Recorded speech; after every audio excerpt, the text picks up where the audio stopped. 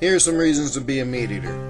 Number 1, meat tastes good, and that alone, I'm sold. I'm done. But I'll keep going for your sake. Number 2, the animals are going to die anyway. You might as well eat them. Number 3, you are what you eat, and if you are what you eat, I would rather be flesh than plant life. Number 4, plants have insecticides and other horrible chemicals on them and in them. Now granted, animals that eat things that have insecticides and stuff on them, that would be in them too, and then it would be in us. But somewhere down the line, I'm sure it would get diluted a little bit. But if you go straight to the source of the plant life with all the insecticides and stuff, yeah. Number 5, vegetarians have to eat a bunch of different kinds of plant life to get the necessary nutrients. But if you eat a few different herbivores that already did that for you, you don't have to work so hard. It's kind of like cutting out the middleman. Or adding a middleman that makes it better.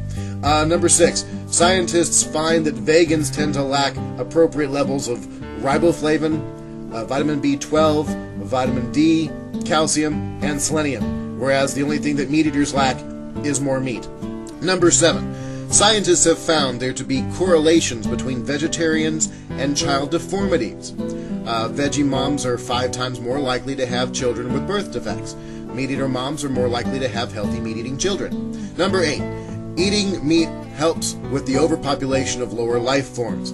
If we didn't eat them, they'd just grow out of control and we'd eventually have to kill them anyway. Whereas we're currently having deforestation problems, and yet vegetarians want to eat more plants. Number 9, it's easier to order a meal in restaurants because most menus are made by meat eaters.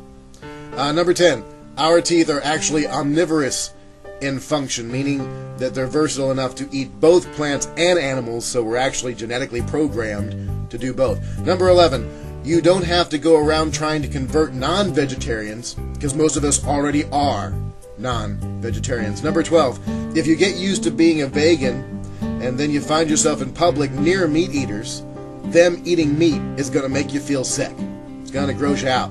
Whereas if you just join us, then you'll be acclimated and you won't feel sick all the time. Number 13, unless you're particularly anal retentive about it. And there are some vegetarians that are able to pull this off, granted. But for chances are, there are clothes or utensils or carrying devices or other things in your everyday life which came from the death of an animal.